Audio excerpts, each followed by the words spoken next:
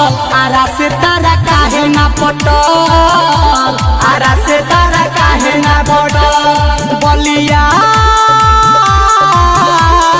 बलिया से रहतारू होटल आरा से तारा काहे ना पटल आरा से तारा काहे ना पटल। सनहिया रिकॉर्डिंग स्टूडियो कटसा।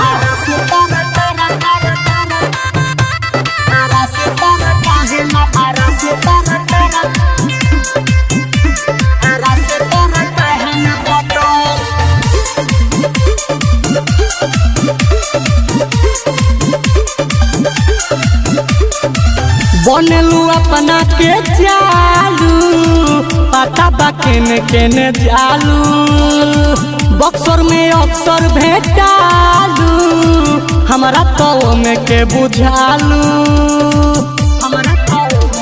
हो बनलू अपना के चालू पता बा केने केने जालू बक्सर में अक्सर भेटालू हमारा तो में के बुझालू पटना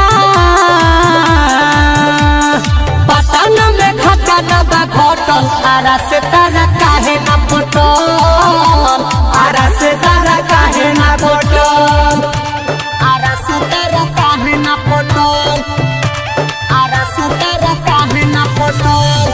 सनहिया रिकॉर्डिंग स्टूडियो कटसा।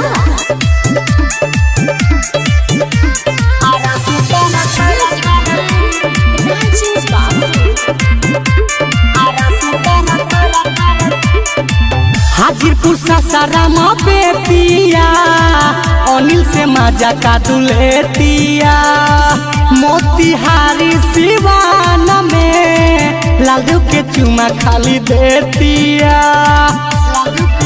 हाँ हाजीपुर सासाराम बेतिया अनिल से मजा का दुलेतिया मोतिहारी सिवान में सोनू के चुमा खाली देतिया।